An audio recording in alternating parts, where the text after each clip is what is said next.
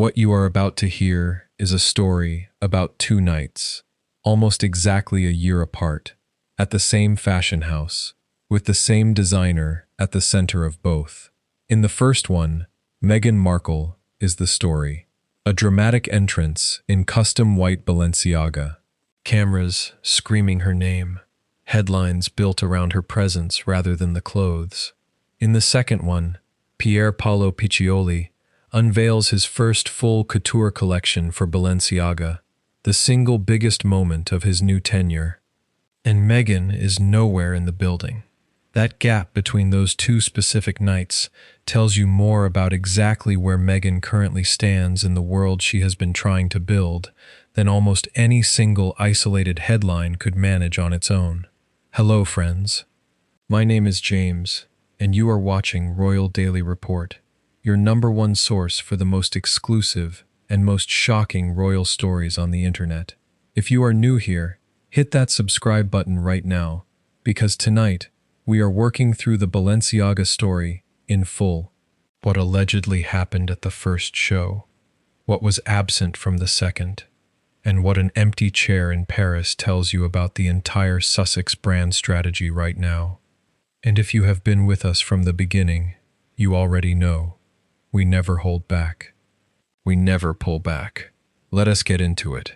And before we go, one single word further. If you are not subscribed to Royal Daily Report, you are missing the most complete royal analysis anywhere on the internet right now. Hit that subscribe button. Turn on those notifications.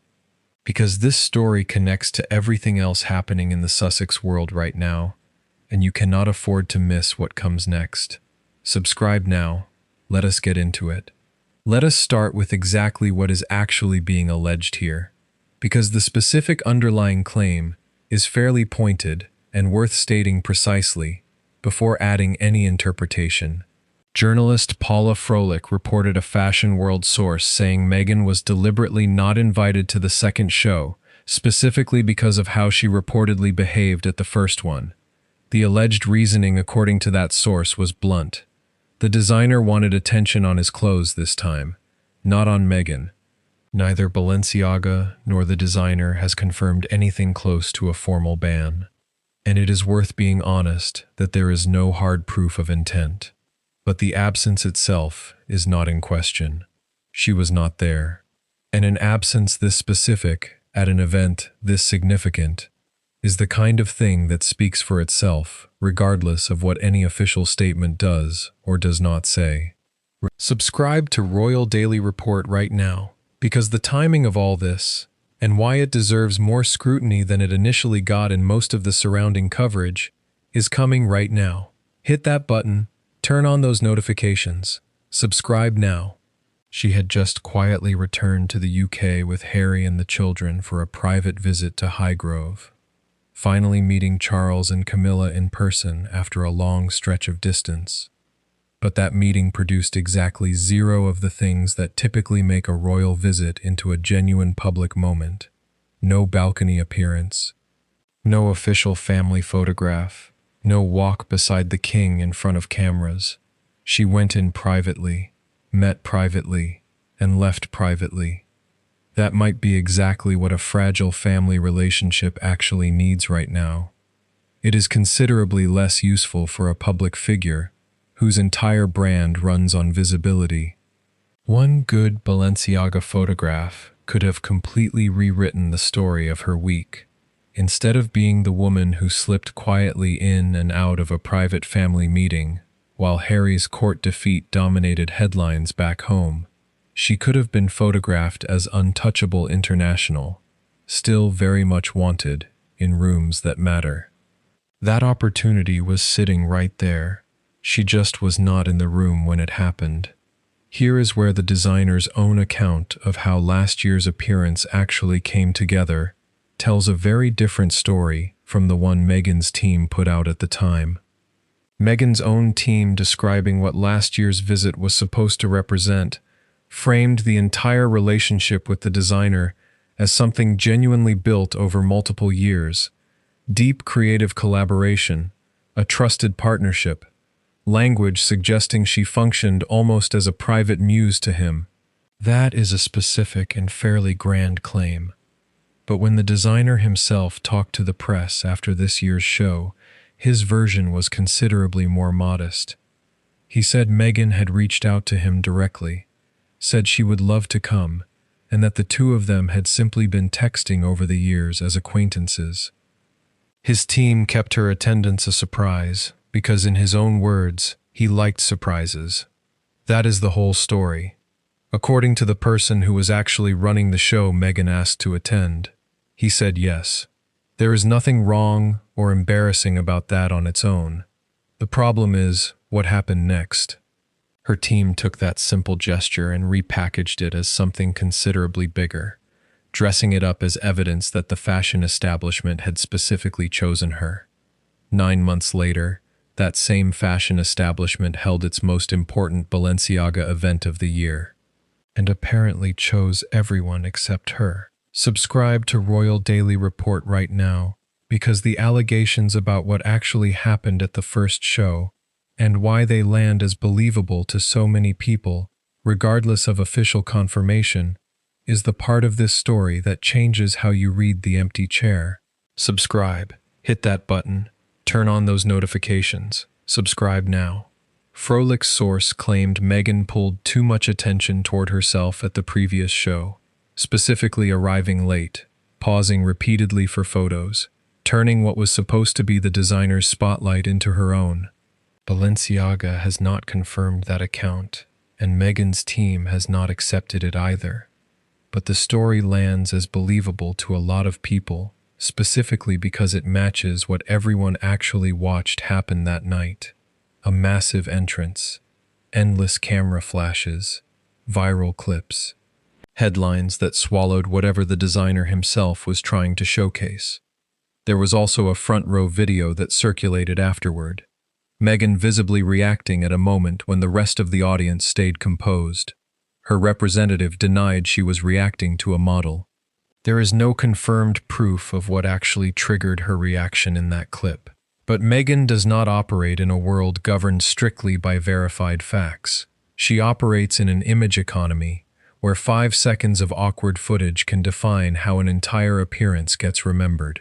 That clip spread everywhere. It became its own separate controversy, and instead of the collection controlling the next day's conversation the way any designer would want, her behavior became part of the story instead. That is the core structural problem sitting underneath all of this, and it is worth naming directly rather than dancing around it. Meghan does not simply walk into a room, she becomes the room. Her presence arrives with an entire attached universe.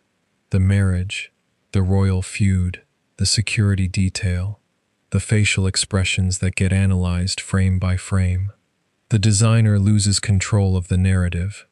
The event stops being about the collection and becomes another chapter in an ongoing drama that has nothing to do with the clothes. Last year, that chaos might have actually served the designer. A surprise appearance from someone that famous generates enormous attention regardless of the reason.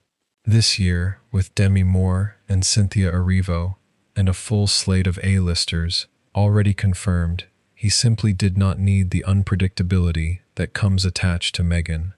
He had his stars, he had his press coverage secured, he had a career-defining moment he could let unfold on its own terms, without wondering whether the front row was about to become somebody else's personal campaign. Subscribe to Royal Daily Report right now, because the broader pattern, every major institution Meghan has tried to align herself with since leaving royal life, and what each of them eventually concluded, is the part of this story that connects the Balenciaga moment to everything else. Subscribe now. Hit that button. Turn on those notifications. Subscribe now. Every major institution Meghan has tried to align herself with since leaving royal life eventually seems to reach the same conclusion independently, that her presence generates attention, but attention that competes with, rather than supports, whatever the actual project is supposed to be about. Netflix wanted a documentary series about her life. The deal restructured and expired. Spotify wanted a podcast personality.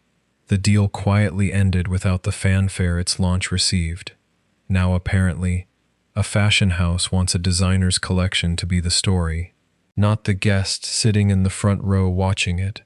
That is not a coincidence repeating 3 separate times.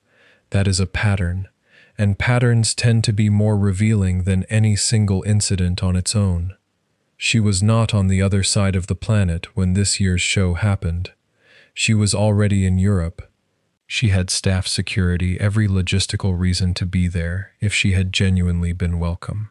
Demi Moore, Naomi Watts, Cynthia Erivo filled seats that night. Meghan's chair sat empty.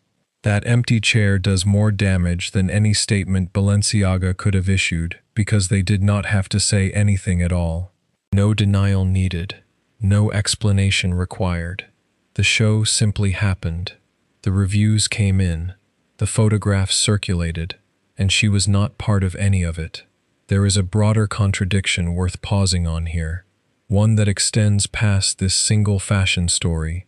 The upcoming MasterChef Australia appearance is being promoted specifically around contestants preparing a dish fit for a duchess. Not fit for a producer, not fit for an entrepreneur, fit for a duchess. The royal label remains the hook, precisely because everyone involved in marketing her knows it still outperforms her lifestyle credentials on their own. She left the working royal role, but she is still selling the royal status attached to it. She rejects the institutional restrictions while keeping the title that came from that same institution. She demands privacy for her family, while her business depends entirely on sustained publicity.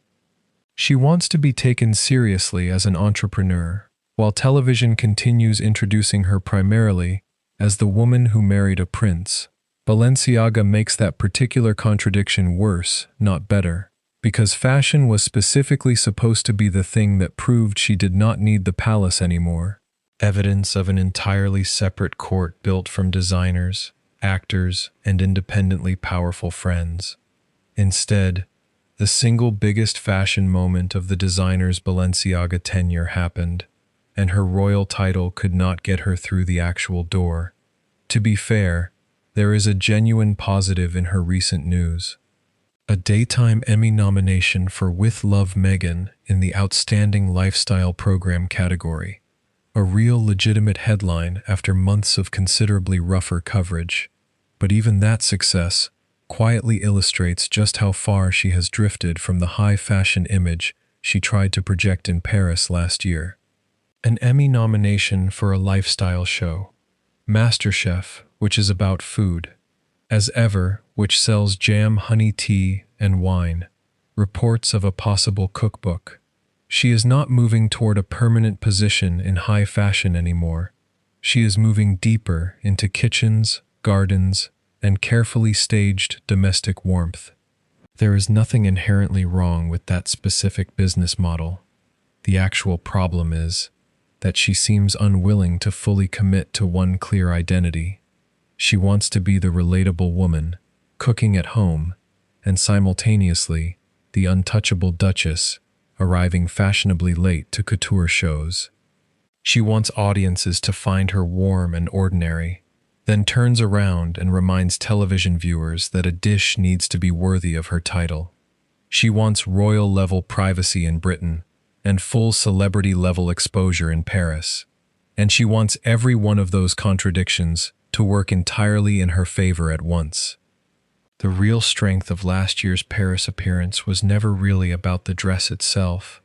It was the underlying suggestion that she still had genuine access to rooms that mattered, that stepping into a space full of cameras proved the royal exit had not actually diminished her standing in the world. She looked for one night like a woman who had found an entirely new palace, a new court, a designer willing to place her right at the center of his story. This year quietly dismantled that entire impression. The designer had his defining moment without her. Balenciaga received its praise without her. The major stars showed up without her. The cameras flashed all night without her anywhere in frame. Fashion simply kept moving, and it did not wait around. That is genuinely why this particular story stings more than an ordinary negative headline would. Meghan's entire public identity depends on the belief that she remains wanted by powerful people in powerful rooms, regardless of what the palace itself is willing to offer her.